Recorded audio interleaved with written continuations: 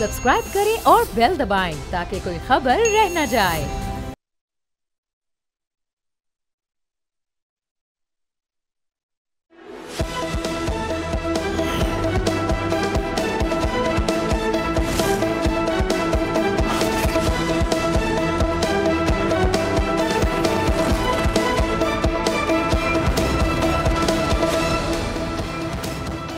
अस्सलाम वालेकुम, प्रोग्राम में खुश आमदीद। मैं हूं अब्सा कोमल। आज अमरीकी सदर डोनाल्ड ट्रंप ने नेटो सरबराहान के इजलास से खिताब करते हुए एक बार फिर अपना मौक़िफ़ दोहरा दिया कि ईरान की एटमी तनसीबात अमरीकी हमले में मुकम्मल तौर पर तबाह हो चुकी हैं और अब ईरान एटमी ताकत नहीं बन सकेगा। अमरीकी सदर ने यह खबर भी दी कि ईरान और अमरीका के दरमियान आइंदा हफ्ते मुज़ाकरात होने जा रहे हैं जिसमें मुआहदे पर दस्तखत भी हो सकते हैं। आज अमरीकी सदर ने हैरान कुन तौर पर ईरानी फौज की तारीफ भी की और कहा कि वो बहुत बहादुरी के साथ लड़े। Iran will not have nuclear. Well, we blew it up. It's blown up. We're going to talk to them next week with Iran. We may sign an agreement. They fought it bravely. लेकिन दूसरी तरफ Iran ने आज एक बार फिर ये बात वाज़ेह कर दी है कि वो अपने जौहरी प्रोग्राम पर काम जारी रखेंगे। ईरानी वज़ीर ख़ारजा से जब जौहरी प्रोग्राम के मुस्तकबिल के हवाले से सवाल किया गया तो उन्होंने कहा कि अमरीकी और इसराइली हमलों का हमारे एटमी प्रोग्राम पर मुस्बत असर पड़ेगा। उन्होंने कहा कि ये हमले हमारे अज़्म को मज़ीद मजबूत करेंगे। हमने एटमी टेक्नोलॉजी को हासिल करने के लिए बड़ी कोशिशें की हैं। हमारे साइंसदानों ने इसके लिए अपनी जानें कुर्बान की। उन्होंने कहा कि हमारी कौम ने इसके लिए पाबंदियों का सामना किया। इस मामले पर ही हम पर जंग मुसल्लत की गई, लिहाजा ईरान में कोई भी इस एटमी टेक्नोलॉजी को तर्क करने के लिए तैयार नहीं है। अब ईरान तो किसी सूरत पीछे हटने पर तैयार नज़र नहीं आ रहा और इसी सिलसिले में अमरीकी सदर डोनाल्ड ट्रंप गुज़श्ता 2 रोज़ से अमरीकी मीडिया पर सख्त सीखपा नज़र आ रहे हैं। वो उन तमाम चैनल्स पर तनकीद कर रहे हैं जो ईरान की एटमी तनसीबात मुकम्मल तौर पर तबाह न होने के हवाले से खबरें चला रहे हैं। मगर अब अमरीकी महकमा दिफा पेंटागन की एक खुफिया रिपोर्ट सामने आ गई है जो इन मीडिया रिपोर्ट्स की तस्दीक कर BBC और इसके अमरीकी नशरियाती पार्टनर CBS न्यूज़ के मुताबिक इस खुफिया रिपोर्ट में ये बताया गया है कि अमरीकी हमलों ने ईरान के जौहरी प्रोग्राम को मुकम्मल तबाह नहीं किया। मुमकिना तौर पर अमरीकी हमले ने ईरान के एटमी प्रोग्राम को सिर्फ चंद माह पीछे धकेला है। इब्तदाई इंटेलिजेंस रिपोर्ट के मुताबिक ईरान के अफजूदा यूरेनियम का ज़ख़ीरा अमरीकी बमबारी में तबाह नहीं हुआ। इस रिपोर्ट में ये अंदाज़ा लगाया गया है कि हमलों से पहले ही ईरान ने यूरेनियम का कुछ ज़ख़ीरा कहीं और मुंतकिल कर दिया था और लीक होने वाली इस रिपोर्ट के मुताबिक ईरान के सेंट्रीफ्यूजेस की बड़ी तादाद को नुकसान नहीं पहुंचा है। अमरीकी हमलों से 2 जौहरी अफजूदगी की तनसीबात बशमूल फ़र्दो का जो ज़ख़ीरा है उसके रास्ते बंद ज़रूर हुए हैं। अमरीकी महकमा दिफा की इस रिपोर्ट के मुताबिक ईरान के अफजूदगी प्रोग्राम की बहाली का इन्हिसार इस बात के ऊपर है कि ईरान को एटमी तनसीबात के तबाह होने के दाखिली रास्तों को साफ़ करने और बिजली और पानी के सप्लाई की मुरम्मत में कितना वक्त लगेगा। अब ये इसके ऊपर डिपेंड करता है। अमरीकी सदर तो इन मीडिया रिपोर्ट्स को फेक न्यूज़ करार दे रहे हैं, मगर आज एक दिलचस्प सूरत हाल देखने में आई जब अमरीकी सदर ने अमरीकी सेक्रेटरी दिफा को इस लीक होने वाली दस्तावेज़ पर बात करने का कहा तो उन्होंने एक तरह से इस बात की तस्दीक ही कर दी। सुनिए। Of course, we're doing a leak investigation with the FBI right now because this information for internal purposes, battle damage assessments, and CNN and others are trying to spin it to make the president look bad. दूसरी तरफ ईरानी parliament ने अमरीकी और Israeli हमले का जिम्मेदार आलमी जौहरी तवानाई agency को करार दिया है और इससे ताउन मुअत्तल करने की मंजूरी दे दी है। हमारी आज के प्रोग्राम की मेहमान पाकिस्तान की साबिक वफाकी वजीर डॉक्टर शीरी मज़ारी हैं जिन्होंने ईरान के एटमी प्रोग्राम और जौहरी अदम फैलाव के मुआहदे NPT पर एक तफसीली मजमून भी लिखा है। आज उनसे हम तमाम अमूर के ऊपर तफसीली बातचीत करेंगे। बहुत शुक्रिया डॉक्टर शीरी मज़ारी साहिबा आपके कीमती वक्त का। पहले आपसे आज की जो एक अहम डेवलपमेंट है उसके ऊपर बात करना चाहेंगे।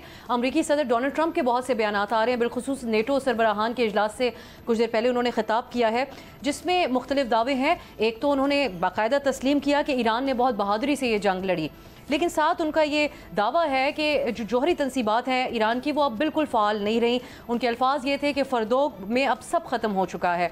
दूसरी तरफ ईरान का ये दावा है कि वो मज़ीद पुरअज़्म हो चुके हैं और इतने नुकसानात नहीं हुए। इस क्लेम को बैक भी करता है पेंटागन की लीक्ड डॉक्यूमेंट जिसमें कहा गया है कि इतना नुकसान नहीं हुआ और इसको रिकवर कर सकता है ईरान। आपकी नज़र में आप समझती हैं कि ईरान को जौहरी प्रोग्राम जारी रखने दिया जाएगा? ये जो सारी सूरत हाल हमने देखी और इसके ऊपर जो एक इसरार है इसराइल और अमरीकी सदर डोनाल्ड ट्रंप का। دیکھیں سب سے سمپل بات ہے کہ نہ وہ ڈسٹروائے کر سکے ساری ایران کی نیوکلیئر ریسورسز، ان کا انرچڈ یورینیم، اور زیادہ رپورٹس جو آ رہی ہیں چاہے IAEA کی ہوں چاہے پینٹاگون کی ہوں، CNN میں بہت سی رپورٹس آئی ہیں کہ ڈیمیج اتنا نہیں ہوا. ٹرمپ تو کہے گا ڈیمیج ہوا ہے، کیونکہ اگر ٹرمپ کہتا ہے ہم نہیں کچھ کر سکے تو یہ ٹرمپ کی ناکامی ہے ان کے بومنگ کی، جو کہ ایکچولی ناکام تھے. اور کیا کہتے، لیکن کئی چیزیں ٹرمپ نے کہیں کہ وہ جو روگ اینٹیٹی اسرائیل ہے اس کو they were hit hard، اور کتنی بلڈنگز ان کے میسائلز، ایرانی میسائلز نے ڈسٹروائے کر دی ہیں. یہ سٹیٹمنٹ تو درست ہے، اور واقعی اگر اسرائیل میں اتنا ڈیمیج نہ ہوتا تو پتہ نہیں وہ مانتے سیز فائر کے کہ نہیں. میں تو جب سے جنگ شروع ہوئی کہتی آئی ہوں کہ اسرائیل لمبی جنگ نہیں کبھی سسٹین کر سکے گا، ویرز ایران کر سکے گا. ایران نے 8 سال عراق کے ساتھ جنگ لڑ کے جیتی، حالانکہ بہت سے اس وقت ریولوشن کے مشکلات تھے، ان کی لیڈرشپ پوری ماری گئی تھی، شہید ہو گئی تھی پارلیمنٹ کی بومنگ سے، لیکن پھر بھی 8 سال لڑ کے جیتے.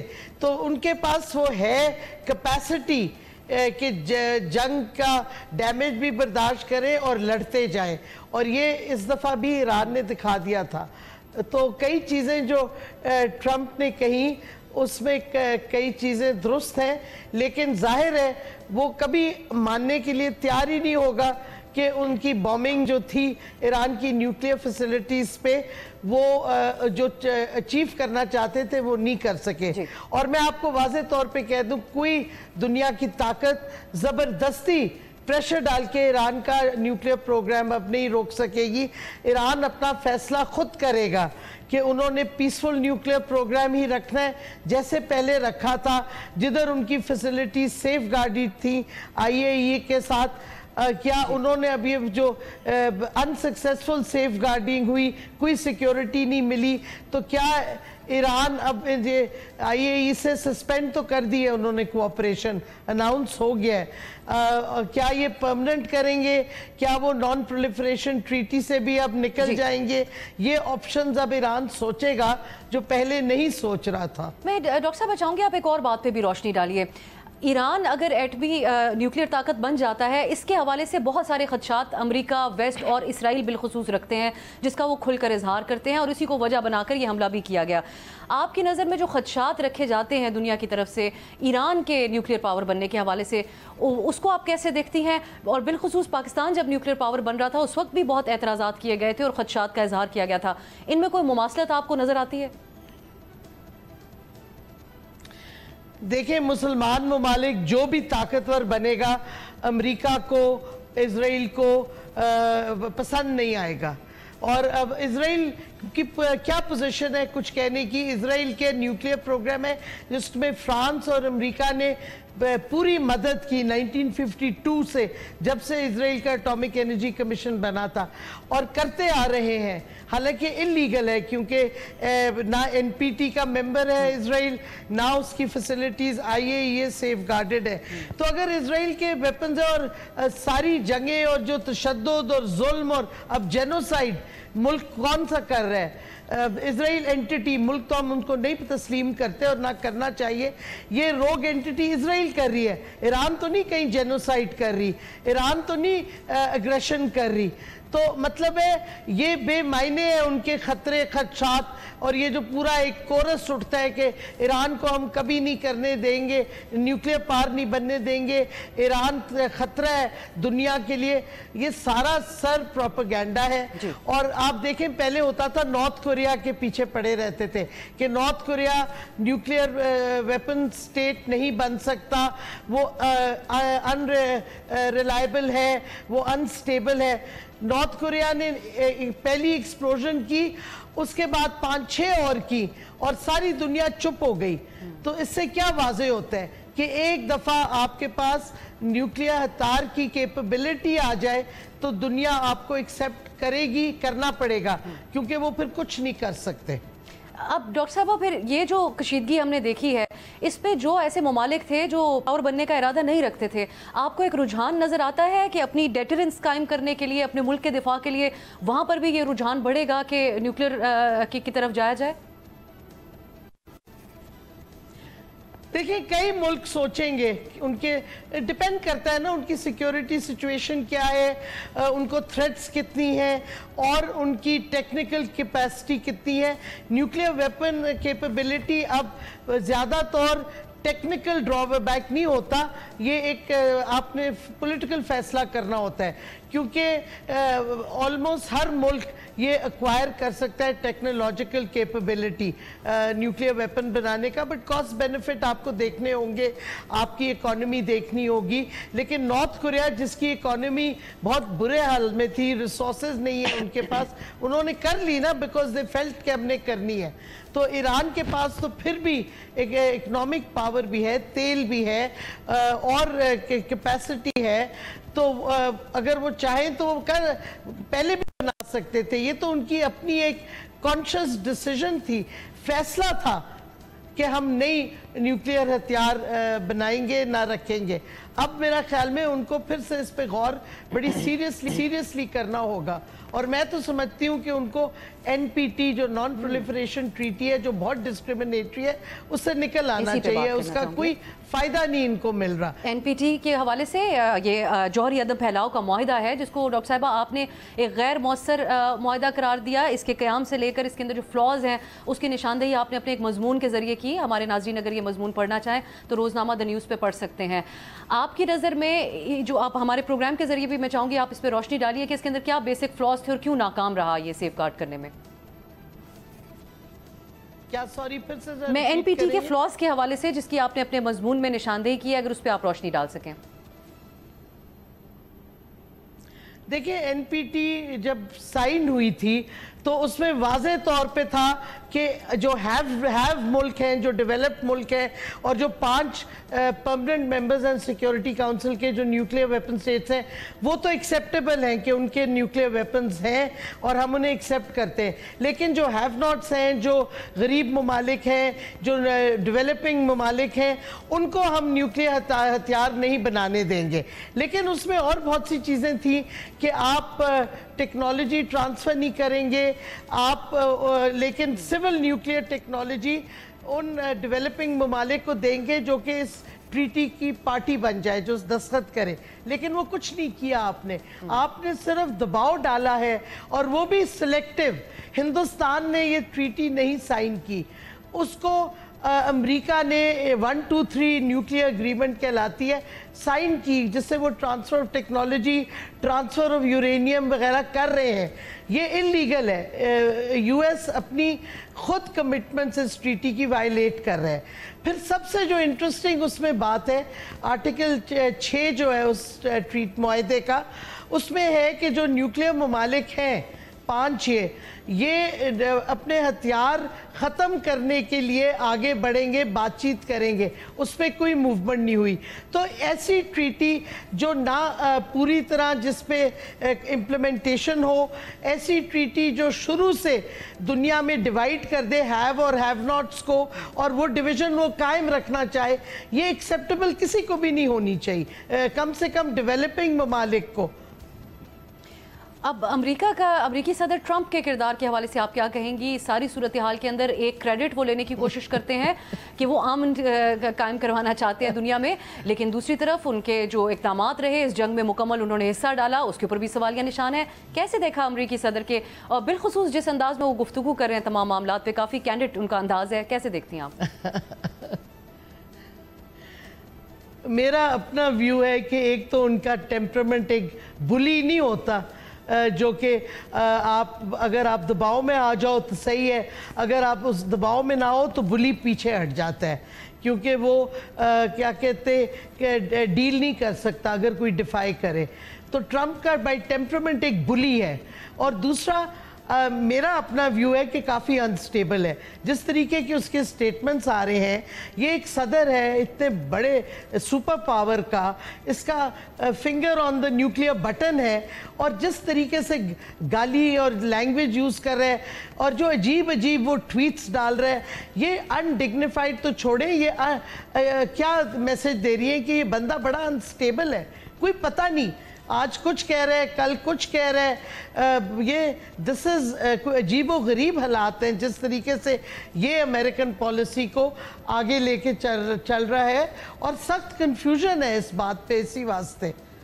और पाकिस्तान का इस सूरत हाल पे जो किरदार रहा, ईरान की खुलकर हिमायत की गई, दूसरी तरफ पाकिस्तान ने वाइट हाउस से भी इंगेज किया, अहम तरीन एक मुलाकात हुई। इस सारे सूरत हाल में पाकिस्तान के रद्द-ए-अमल को आप कैसे देखती हैं? देखें, पाकिस्तान ने बिल्कुल जो फॉरेन ऑफिस की स्टेटमेंट शुरू में आई थी और जो उन्होंने बाय नेम अमेरिका को कंडेम किया, जो अमेरिका ने बॉम्बिंग की थी, वो बिल्कुल दुरुस्त पोजीशन थी पाकिस्तान की। आई थिंक ओवरऑल पाकिस्तान खड़ा रहा है और दुरुस्त प्रिंसिपल पोजीशन ली है ईरान के साथ, और मैं समझती हूँ ये सही पोजीशन थी, क्योंकि पाकिस्तानी कौम भी एक्सेप्ट ना करती अगर हम इस तरह खड़े ना होते ईरान के साथ। ये एक देखे ना, लड़ किसके साथ रहा था, एक ऐसी एंटिटी के साथ लड़ रहा था जो जेनोसाइड कर रही है मुसलमानों का गाज़ा में। अब गाज़ा में तो हमने भी कुछ नहीं ज़्यादा कहा, ना कोई एक्शन लिया, ना मुसलमान ममालिक ने कुछ किया, वहाँ तो जेनोसाइड चलता जा रहा है। तो कम से कम ईरान जो कि जंग कर रहा था इजराइल के साथ, अगर हम उसके साथ भी ना खड़े होते तो फिर हम क्या मुस्लिम उम्मा की बात करते हैं और प्रिंसिपल्स की बात करते हैं और इस्लाम की बात करते हैं, फिर तो कुछ ना रहता। बहुत शुक्रिया डॉक्टर शीरीन मज़ारी साहिबा, आपके कीमती वक्त और कीमती राय का। नाज़रीन, आपने गुफ्तगू सुनी। शीरीन मज़ारी साहिबा ने ये जो जौहरी अदम फैलाव का मुआहदा है, इसके हवाले से तफसीली तौर पे लिखा भी है और उस पर उन्होंने हमारे प्रोग्राम में बात की है। एक ब्रेक की तरफ जाते हैं, वापस आएंगे तो पाकिस्तान तहरीक इंसाफ की सियासत पर बात करेंगे जो इस वक्त शदीद तकसीम का शिकार है। बात होगी एक ब्रेक के बाद।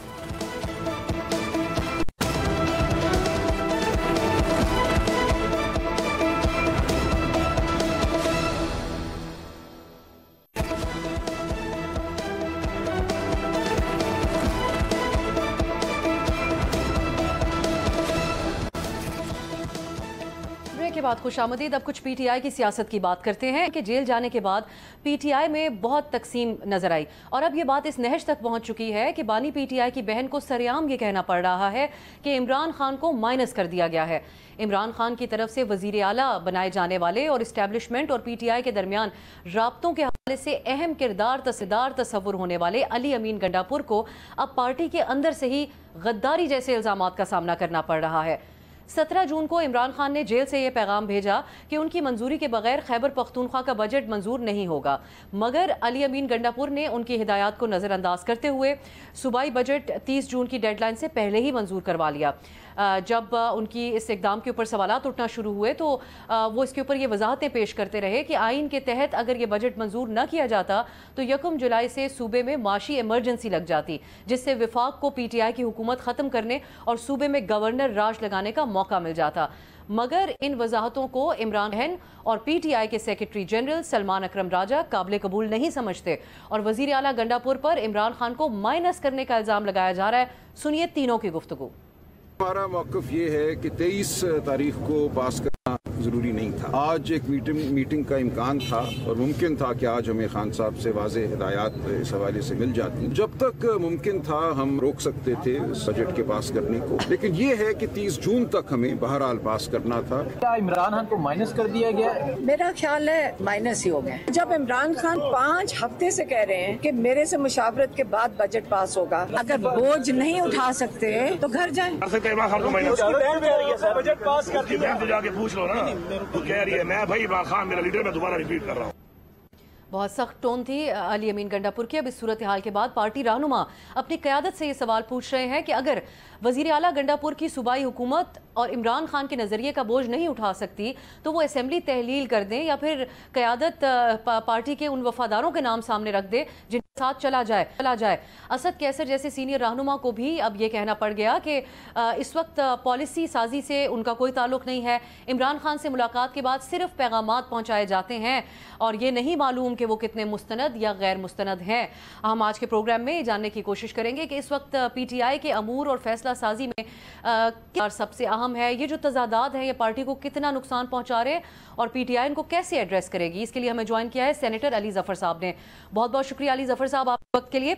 सबसे पहले तो आपसे बात करेंगे कि जो एक बुनियादी सा मामला है बजट का, इस पे जो इख्तलाफात सामने आए हैं वो इस कदर बात बढ़ गई कि गद्दारी के इल्ज़ामात वज़ीर आला अली अमीन गंडापुर के ऊपर लगाए जा रहे हैं। क्या वजह है कि इमरान खान साहब के जो अहकामात थे उसको नज़रअंदाज किया गया और पार्टी की जो सियासी कमेटी है उसने भी इस बजट को पास करने का गो अहेड दिया? जी बिल्कुल, इसमें कंट्रोवर्सी तो इस वक्त बड़ी ज़ोरों शोर से सोशल मीडिया पे आप देख रही हैं और पढ़ रही हैं। बेसिकली जहाँ तक ताल्लुक है इमरान खान साहब की इंस्ट्रक्शंस का, वो बड़ी वाज़े थी जब पहले आई थी, जिसमें कहा गया था कि जो बजट है वो अगर पास होता है तो पास होने से पहले मेरे साथ मुशावरत की जाए। लेकिन चूंकि उनसे मुलाकात नहीं हो सकी थी तो कन्फ्यूजन थी कि अब उनके क्या अहकामात हैं, क्योंकि काफ़ी देर से काफ़ी पहले ये इंस्ट्रक्शंस दी गई थी। उसके बाद जो खबर ये आई है कि उनकी मुलाकात शायद हुई है बैरिस्टर सैफ से, जिन्होंने क्लैरिफाई किया है कि इमरान खान साहब ने इजाज़त दे दी है कि आप बजट पास कर लें।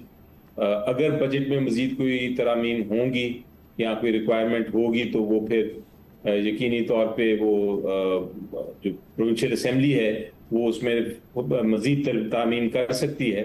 लेकिन फ़िलहाल ये कन्फ्यूजन का शिकार है सारा मामला, क्योंकि आपने देखा कि मुख्तलिफ़ किस्म की ट्वीट्स आ रही हैं, मुख्तलिफ़ किस्म की राय पेश की जा रही है।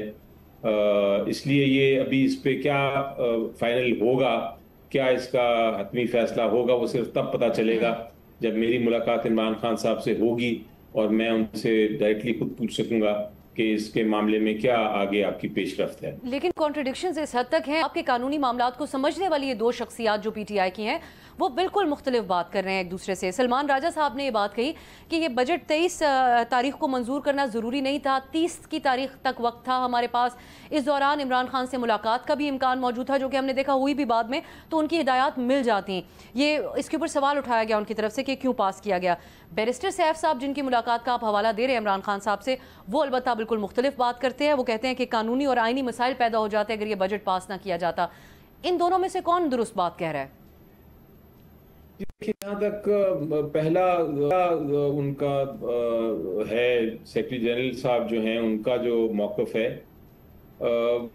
वो तो मेरा ख्याल है पार्ट उसमें थे, सारी मुशावरत में जो पॉलिटिकल कमेटी की हो रही थी उनको तो सब कुछ पता था। अगर ज़रूरत थी तो फैसला हो जाना चाहिए था पहले ही कि इसमें हमने आगे मज़ीद नहीं कोई कार्रवाई करनी। तो आई एम श्योर कि उसके अगर ये ऐसा फैसला होता पॉलिटिकल कमेटी का तो फिर शायद ये जो हैं चीफ मिनिस्टर साहब और यहाँ जो पार्लियामेंट है वो इसमें मज़ीद पेशरफ्त ना करते।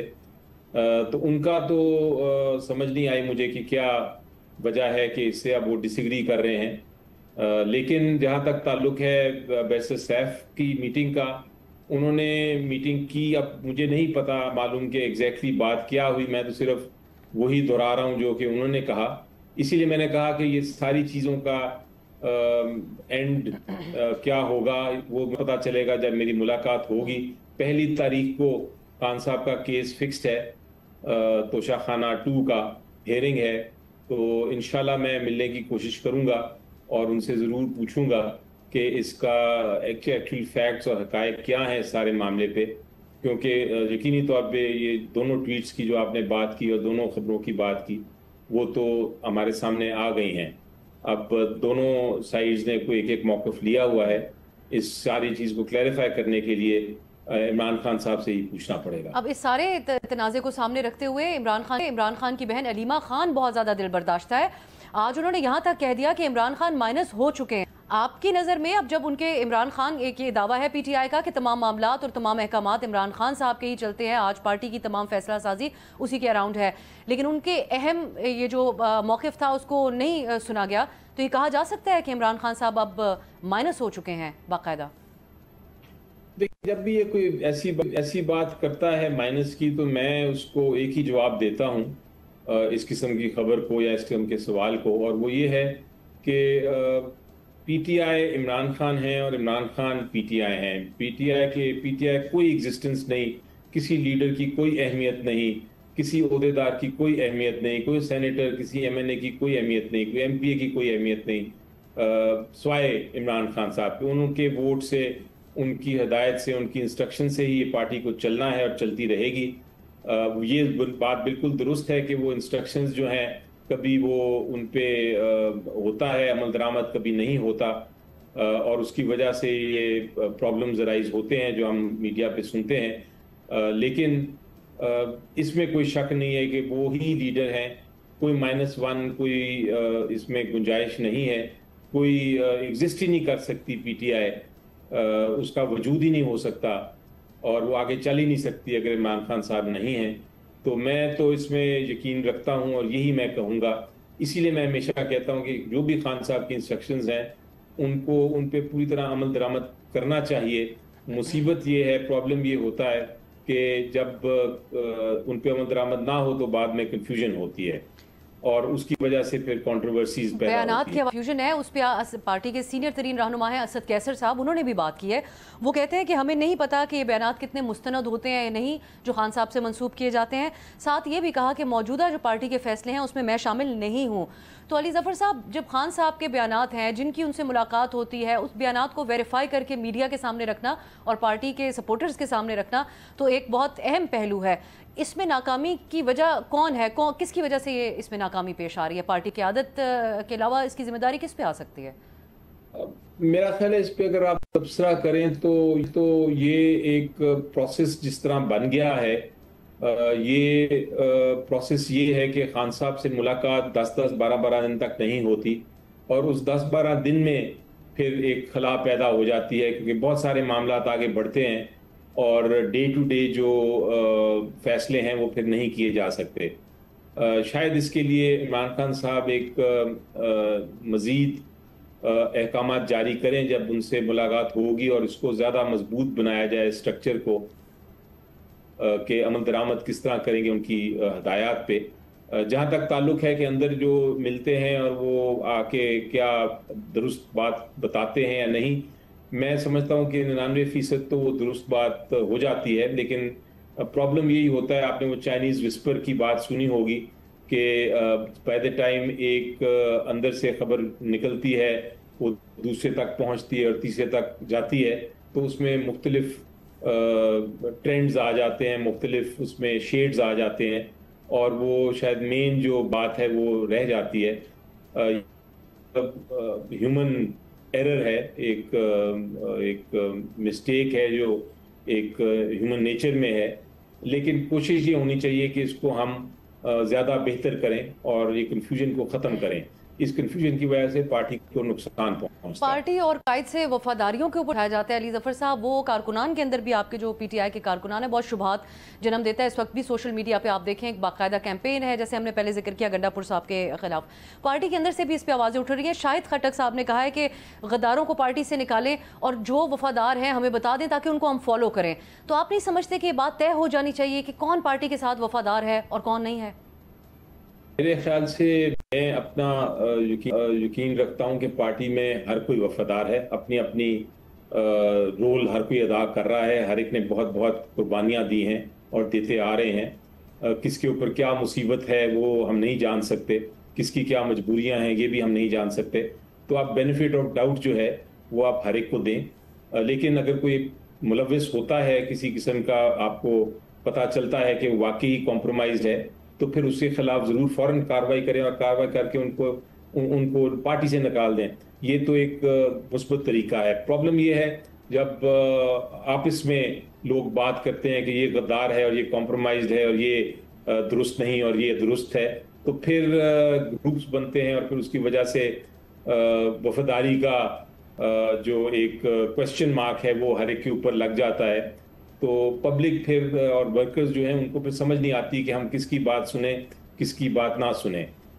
میری نظر میں غلطیاں ہر ایک سے ہوتی ہوں گی، لیکن کوئی جان بوجھ کے غلطی نہیں کرتا، ہر کوئی سنسیئر ہے پارٹی سے، اور جیسا میں نے کہا کہ جب تک کسی کے خلاف ثابت نہ ہو کہ کون وفادار ہے کون نہیں ہے، یہ جو تہمت لگانا ہے کسی ثبوت کے بغیر، یہ بالکل غلط ہے۔ میں ایک وکیل کی حیثیت سے، ایک ہیومن رائٹ ایکٹیوسٹ کی حیثیت سے، ایک پولیٹیکل پارٹی کا حصہ ممبر ہونے کی حیثیت سے میں تو یہ سمجھتا ہوں کہ آپ کسی کے خلاف الزام نہ لگائیں، اگر آپ کے پاس ثبوت ہے تو پہلے ثبوت پیش کریں اور اس کے بعد الزام لگائیں، تو یہ ٹرینڈ کو ختم ہونا چاہیے میری نظر میں۔ بلکہ لیکن اس میں سب سے زیادہ ہم دیکھتے ہیں کہ حصہ علیمہ خان بھی ڈال رہے ہوتے ہیں، وہ پارٹی کی قیادت کے اوپر ان کی وفاداریوں کے حوالے سے بڑے سنگین سوالات اٹھاتی ہیں اور الزامات بھی ان کی طرف سے سامنے آتے ہیں، تو اس کو پارٹی کس طریقے سے ایڈریس کرے گی؟ دیکھیں جہاں تک خان صاحب کی فیملی کا تعلق ہے، ان کی بہنیں ہیں، آپ سوچیں نا ذرا کہ آپ سیاست کو چھوڑ دیں اور آپ یہ سوچیں کہ ایک بہن اپنے بھائی کے لیے کیا ان کے جذبات ہوں گے، کیا تاثرات ہوں گے، تو میرا خیال ہے کہ ان تو یقینی طور پر کی سٹیٹمنٹس ہیں، ایک ریلیٹیو کی سٹیٹمنٹس ہیں، اور ان کو آپ اسی طرح اسی نظر میں انداز میں دیکھیں۔ جہاں تک پولیٹیکل جو پارٹی کے ممبرز ہیں ان کا ایک سیاسی نظریہ ہوتا ہے، ان کو آپ اس اینگل سے دیکھیں، تو یہ سمجھنے کی ضرورت ہے کہ وہ کون کس قسم کی سٹیٹمنٹ دے رہا ہے، اس کو کیا اس کا ریلیشن شپ ہے یا تعلقات ہیں، اس کے مطابق آپ اس کو جج کریں۔ ہر سٹیٹمنٹ کو آپ ایکسٹریم پہ نہ لے جائیں، ہر سٹیٹمنٹ کو اس کے کانٹیکسٹ میں دیکھیں، تو پھر آپ کو سمجھ آئے گی کہ کوئی اتنا بڑا مسئلہ نہیں ہے۔ بہت شکریہ سینیٹر علی ظفر صاحب، آپ کے قیمتی وقت کے ایک بریک کی طرف جاتے ہیں، واپس آئیں گے تو بات کریں گے غزہ کی صورتحال کے حوالے سے۔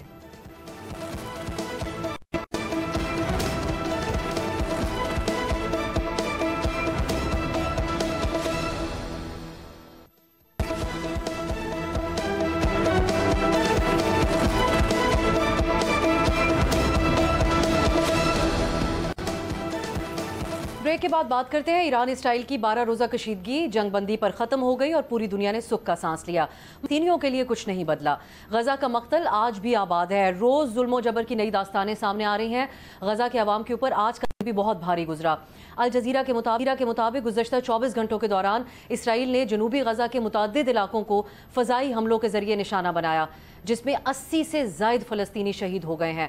ان میں درجنوں افراد ایسے تھے جو کہ ایک وقت کے کھانے کے انتظار میں قطاروں میں کھڑے انتظار کر رہے تھے، اور ان حملوں میں درجنوں افراد زخمی ہوئے، جن میں زیادہ تر بتایا جاتا ہے کہ بچے ہیں۔ غزہ کا شفا اسپتال زخمیوں سے بھرا پڑا ہے، زخمی زمین پر پڑے ہوئے طبی امداد کے منتظر ہیں۔ اسپتال کے اندر زخمیوں کی چیخ و پکار ہے اور باہر دہشت پھیلاتے یہ ڈرونز کی آوازیں سنی جا رہی ہیں۔ اسپتال کے عملے کا کہنا ہے کہ ان کے پاس ادویات اور طبی سامان ختم ہو چکا ہے۔ عالمی قوانین کو روندتے ہوئے اسرائیل خوراک اور امداد کی راہ میں بھی رکاوٹیں کھڑی کر رہا ہے اور تاک کر غزہ کے شہریوں کو نشانہ بنا رہا ہے۔ غزہ کے لوگ اس وقت جانوروں کا جو چارہ ہے اس کو آٹے میں ملا کر کھانے پہ مجبور ہیں۔ دوسری طرف نیدرلینڈز کے شہر دی ہیگ میں نیٹو سربراہی اجلاس ہوا، جس میں امریکی صدر ڈونلڈ ٹرمپ بھی شریک ہوئے۔ اس موقع پر نیدرلینڈز کے شہریوں نے احتجاج کرتے ہوئے اسرائیل کے ہاتھوں شہید ہونے والے فلسطینیوں کے حق میں 2 منٹ کی خاموشی اختیار کی، اور مظاہرین کا یہ موقف تھا کہ اسرائیل غزہ میں نسل کشی اور سنگین جرائم کا ارتکاب کر رہا ہے، جسے دنیا مسلسل نظر انداز کر رہی ہے۔ امریکی صدر ڈونلڈ ٹرمپ جنہوں نے 2 ماہ میں 4 ممالک پاکستان، بھارت، ایران، اسرائیل، ان ممالک کو جنگ بندی پر آمادہ کیا اور اس کا مکمل کریڈٹ بھی لے رہے ہیں۔ ٹرمپ خود کو نوبیل امن انعام کا حقدار بھی سمجھتے ہیں، اور وہ متعدد دعووں کے باوجود غزہ میں اسرائیل کی اس بمباری اور ظلم کو نہیں رکوا سکے۔ ٹرمپ ایک طرف امن اور تجارت کی بات کر رہے ہیں اور دوسری طرف امریکہ سلامتی کونسل میں غزہ میں فوری غیر مشروط جنگ بندی اور امداد کی بلا روک ٹوک رسائی کی قرارداد کو ویٹو بھی کر رہا ہے۔ امریکہ کا یہ دوہرا معیار ہی اسرائیل کو مزید حملے کرنے کی شے دے رہا ہے۔ نتن یاہو کی سفاکیت کو روکنے والا اس وقت کوئی نظر نہیں آتا۔ اقوام متحدہ کی ناکامی کے ساتھ ساتھ مسلم ممالک کے لیے بھی یہ معاملہ لمحہ فکر ہے۔ اب دیکھنا ہے، قدر معاملات آگے بڑھ چکے ہیں لیکن کوئی مؤثر حکمت عملی مسلم ممالک کی طرف سے بھی اور رد عمل سامنے نہیں آ سکا ہے۔ आज के लिए इजाज़त दीजिए, खुदा हाफिज़।